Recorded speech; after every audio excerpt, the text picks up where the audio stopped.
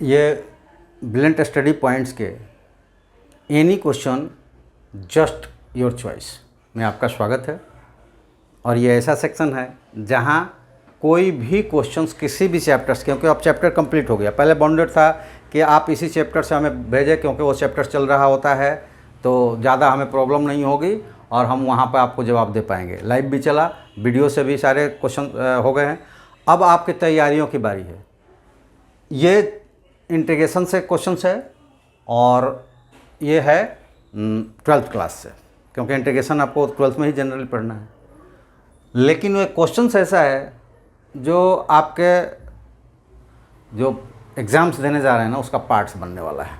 ये ऐसा क्वेश्चंस है बनेगा, आप देखिएगा कि नंबर्स ये नहीं हो सकते हैं लेकिन टॉपिक जो होगा इसी तरह का होगा और आपका एक क्वेश्चन से होगा वो। तो चलिए हम लोग आप देखते हैं कि आखिर ऐसा हमें मिल जाएगा तो हम इंटीग्रेशन कैसे करेंगे। इससे पहले हम आप सबसे रिक्वेस्ट कर देंगे कि आप अगर विद्यार्थी है तो भी, नहीं है तो भी चैनल्स को सब्सक्राइब कर लें, क्योंकि चैनल सब्सक्राइब करेंगे ना तो आप विद्यार्थी है सब्सक्राइब करेंगे तो वो आपके लिए भी फ़ायदेमंद होगा। हमसे जुड़ेंगे तो आप अपने समस्याओं को भी हम तक पहुँचाएँगे, हम उसको सॉल्व करके अपने आप को गौरवान्वित समझेंगे। लेकिन जो स्टूडेंट्स नहीं हैं वो भी इस हमारे कार्यक्रम में पार्ट्स बन सकता है। सब्सक्राइब करेगा, हमें सब्सक्राइब करेगा तो वो सब्सक्रिप्शंस हमारा पढ़ाना, आपका बढ़ाना उन बच्चों तक जो हमसे कुछ सीखना चाहते हैं। तो आप भी इसका हिस्सा बन जाएंगे एक छोटी सी सब्सक्राइब करने से, और उसमें ना आपको पेमेंट्स लगेगा और ना ही आपका नेट खर्च होगा। नेट तभी को लगेगा जब आप हमारे वीडियो को देखिएगा पूरी तरह, और वो बच्चों को मैं बोलूँगा कि आप तो देखिए और अपनी समस्या भेजिए। अगर आपको लगता है कि आपके एक लाइक सब्सक्राइब से हमें बहुत ज़्यादा बेनिफिट हो जाएगा और आपको बहुत ज़्यादा नुकसान हो जाएगा तो आप वो लाइक सब्सक्राइब भी मत कीजिए। लेकिन जो स्टूडेंट्स हैं वो अपनी समस्या हम तक ज़रूर भेजें, हम उसका सॉल्यूशंस निकाल कर खुशी महसूस करेंगे और आपका आभार प्रकट करेंगे। हम ये नहीं कहेंगे कि हमारे समझाने से आपको एक क्वेश्चन समझ में आ गया, आपने हमको लाइक सब्सक्राइब नहीं किया। नहीं, हमें खुशी होगी। आप अगर सब्सक्राइब नहीं भी किए होंगे आप हमें क्वेश्चंस भेज सकते हैं, ठीक है, हम ज़रूर आपको क्वेश्चंस बताकर खुश होंगे। चलिए हम लोग शुरुआत करते हैं, बातें तो होती रहती है। इस टाइप को अगर आपको मिल जाए तो आप कैसे करेंगे? तो जैसे ही आपको मिले कि ऊपर एक लीनियर इक्वेशन से, ऊपर एक लीनियर इक्वेशंस है और नीचे स्क्वायर रूट्स में लीनियर इक्वेशंस है, तो सबसे पहला जो हमारा काम होगा वो हम कर लेंगे कि लेट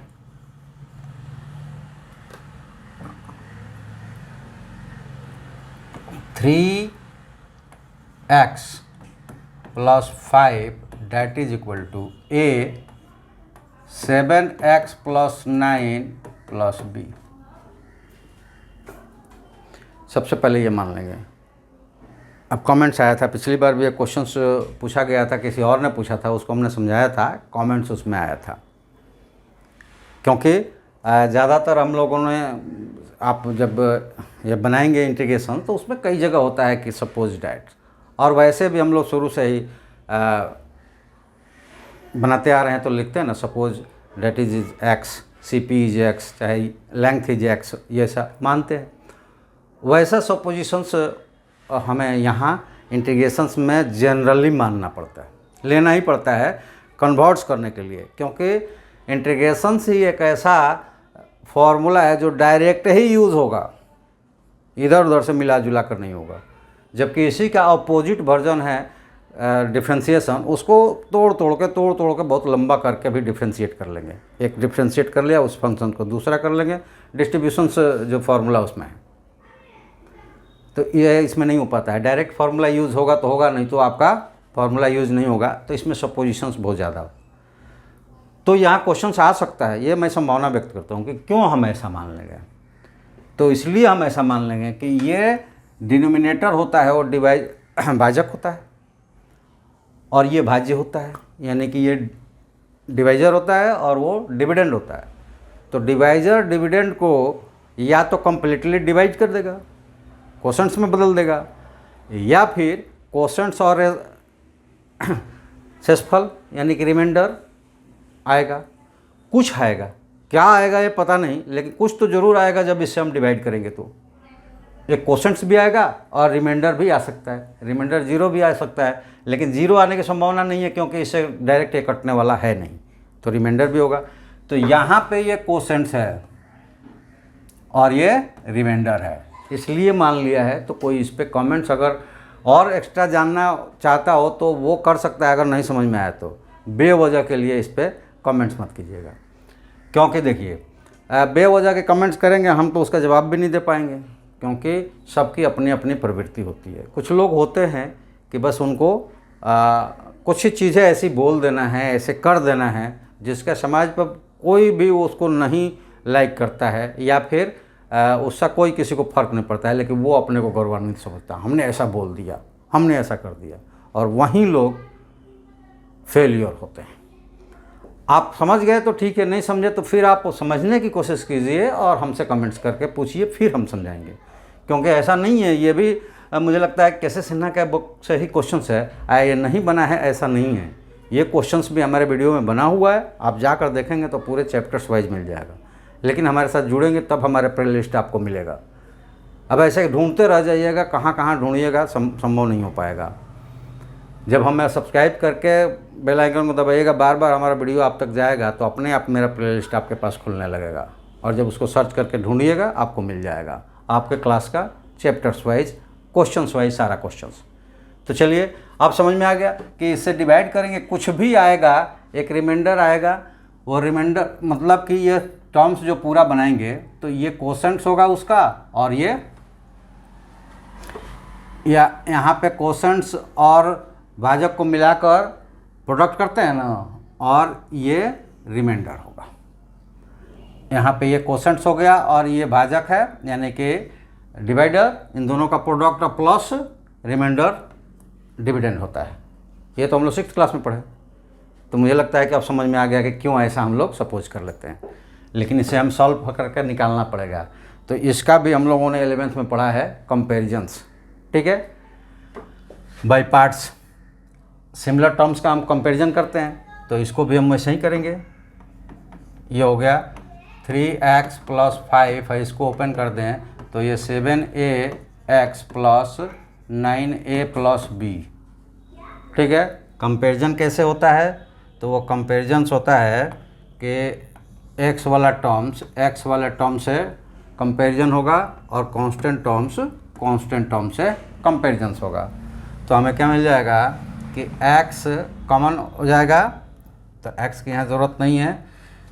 7a = 3, क्योंकि यहाँ x के साथ 7a है और यहाँ x के साथ 3 है, तो इस हिसाब से हमें मिल गया a = 3/7।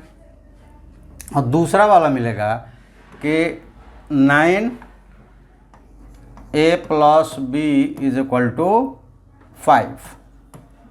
यहाँ 5 है, यहाँ 9a + b है। a का वैल्यू हम फाइंड आउट कर चुके हैं, तो यहाँ पे हो जाएगा 9 × 3/7 और प्लस b = 5। तो यहाँ से हमें b क्या मिल जाएगा, तो b = 5 - 7/27, ठीक है। तो यहाँ पे हमें मिल जाएगा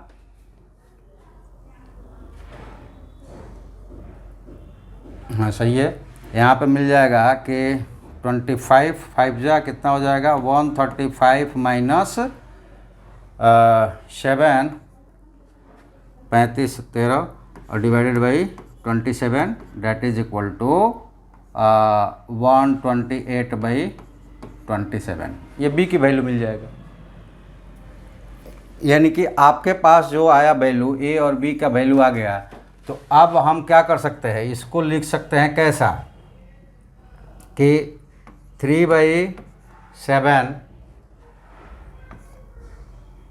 7x + 9 प्लस b के वैल्यू क्या आया है 128/27 और डिवाइडेड बाई ये क्या हो गया, अगर ये fx था तो इंटीग्रेशन में रखेंगे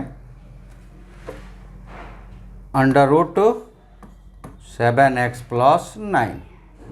ठीक है, अब बढ़ते हैं आगे और इसको बाई फ्रैक्शनल कर देते हैं अलग अलग। तो ये मिल जाएगा, जब यहाँ लेंगे तो 3/7, और सॉरी यहाँ पे dx भी था, तो 7/3 और इससे ये डिवाइड होगा तो ये हो जाएगा √7x प्लस 9। ठीक है, dx, और प्लस में मिलेगा 128/27 और ये 1/7x प्लस 9 अंडर रूट। ठीक है, और इस चीज़ को अगर हम और फर्दर क्लियर करें थोड़ा सा, तो ये हो जाएगा 3/7 और 7x plus 9 1/2 dx plus 128/27 integration 7x plus 9 minus 1/2 dx। ठीक है, अब हम फॉर्मूला यूज़ कर लेंगे कौन सा, integration x to the power n dx is equal to क्या होता है, x n plus 1 divided by n plus 1 plus c। ये फार्मूला हम यूज़ कर लेंगे, और ये जब फार्मूला यूज़ करेंगे तो हमें क्या मिल जाएगा, 3/7, ये हो जाएगा 7x प्लस 9, ऐड करेंगे तो ये 3/2 और ये करेंगे तो 3/2। ठीक है, और जितने भी होंगे c एक ही लिखा जाएगा, क्यों, क्योंकि मान लो कि इसमें आया 5, इसमें आया 2, चाहे 1, तो जोड़कर वो 7 एक ही बनने वाला है। तो इसलिए चाहे पार्ट्स आप कितने कर लें, c एक ही लिखना है, तो आखिरी में लिख लेंगे हम लोग। तो ये प्लस यहाँ पे हो जाएगा 128/27 और इंटीग्रेशन नहीं यहाँ पे, तो ये हो जाएगा 7x प्लस 9 और minus 1/2 plus 1/2 divided by 1/2 plus c। आप सिंपली कैलकुलेट कर देंगे और वो कैलकुलेशंस में क्या मिलेगा हमें, तो ये मिल जाएगा कि यहाँ 3 और 3 कट जाएगा, तो 2/7 7x प्लस 9, यहाँ पे या तो 3/2 लिख दीजिए या फिर एक रूट में लिख दीजिए, एक सिंगल पावर में और एक रूट में। यहाँ क्या हो जाएगा, यहाँ तो 2 ऊपर जाकर मल्टीप्लाइड हो जाएगा, तो ये हो जाएगा 256/27 अंडर रूट 7x प्लस 9 लिखिए, या फिर 7x प्लस 1/2। तो हम इसको 7 ये लिखते हैं 7x प्लस 9 1/2 और प्लस c आ जाएगा। हमने ऐसा इसलिए लिखा कि ये इसमें से हम कॉमन करके लिख सकते हैं, तो 7 से ये भी मल्टीप्लाइड होने वाला नहीं है, कटने वाला नहीं है, तो इसमें से कॉमन केवल क्या होगा, अंडर रूट 7x प्लस 9। अब यहाँ क्या बचेगा, तो यहाँ ये 272 जो है इसमें आकर मल्टीप्लाइड होगा, किसमें, 2 में, तो 54 7x प्लस 9।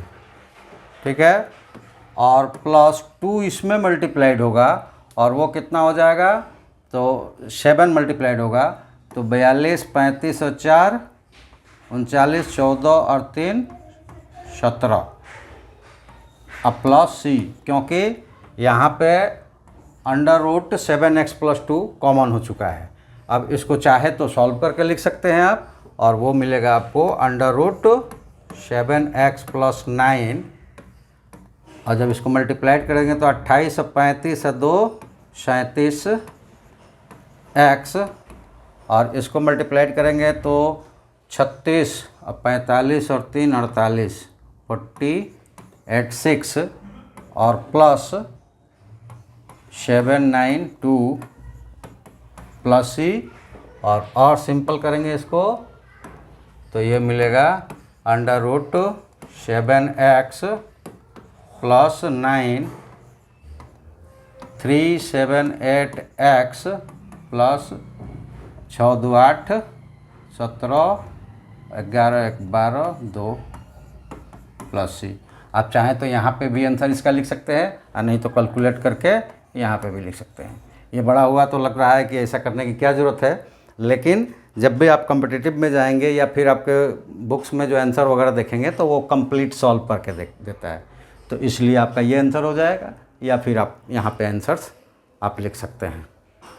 ठीक है, तो इस तरह से आपको जो भी आप भेजेंगे क्वेश्चंस, कोशिश करेंगे कि हम सारा क्वेश्चंस आपका हम कर पाएँ। अगर नहीं कर पाए तो उनमें से वो क्वेश्चंस उस दिन आएगा, जैसे आज भेजेंगे तो कल वो क्वेश्चंस आएगा जो मोस्ट वैल्यूएबल्स होगा। मोस्ट वैल्यूएबल का मतलब हर तरह के एग्ज़ाम्स में ज़्यादातर उनके आने की संभावना होती है। ठीक है, क्योंकि क्वेश्चन तो सारा हम लोग कर चुके हैं, अब तैयारी करना है तो हम उस तरह की तैयारियां करें। देखिए, लोग कहते हैं कि अब तैयारी करना है तो सारा क्यों नहीं करें। सारा ये पढ़ने के वक्त होता है। जब हम किसी चीज़ के टारगेट करके जाते हैं तो हम उसी को टारगेट करते हैं।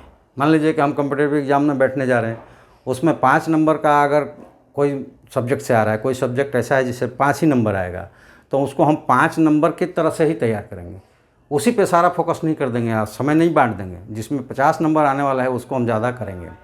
तो उसी तरह ये है कि उन क्वेश्चंस को अब हम ज़्यादा फोकस करेंगे जो क्वेश्चंस बार बार आता है, रिपीट होता है। ठीक है, तो इसलिए ये क्वेश्चंस आपके लिए सबसे ज़्यादा इम्पोर्टेंट था। नंबर्स हो सकता है कि मिसमैच हो जाए, मतलब अलग अलग आए, लेकिन टाइप्स जो है वो नहीं बदलेगा, ये क्वेश्चंस आएगा ही। तो चलिए, आपके पास जो भी क्वेश्चंस हो भेजिए, और अगर संभव हो तो सब्सक्राइब तो ज़रूर कर दीजिए। अगर आपको लगता है कि आपके सब्सक्रिप्शन से हमें बहुत ज़्यादा बेनिफिट हो जाएगा, जिसमें से आपको बहुत ज़्यादा नुकसान होने वाला है, तो फिर मत कीजिएगा। लेकिन अगर आप स्टूडेंट्स हैं तो क्वेश्चन ज़रूर भेजिएगा। अब ये है कि क्वेश्चंस कहाँ भेजिएगा, तो हमारा नंबर है 9934596600, और इस पे व्हाट्सएप है। और ये एक चीज़ और, कोई भी व्हाट्सएप कॉल्स या व्हाट्सएप चैटिंग्स का हम जवाब नहीं देंगे, इसलिए आप वो ना करें, अन्यथा किसी भी स्थिति में ना करें, क्योंकि हम किसी भी आपके व्हाट्सएप कॉल का या किसी भी आपके व्हाट्सएप चैटिंग का हम कोई जवाब नहीं देंगे। हम केवल जवाब क्या देंगे कि इस व्हाट्सएप पे आपका क्वेश्चंस आएगा, उस क्वेश्चंस को अगले वीडियो में हम शामिल करके आपको नोटिफाई कर देंगे कि हाँ, आपका क्वेश्चंस अपलोड हो चुका है, आप उसको देख लीजिए। या फिर अगर आपकी इच्छा होगी तो उस व्हाट्सएप के नीचे ये ज़रूर बता दें कि जब ये चलाएं लाइव में चला दें, तो लाइव में भी हम आपको चलाकर इन्फॉर्म कर सकते हैं कि इतने टाइम में यह लाइव जा रहा है, आप जुड़ जाइए।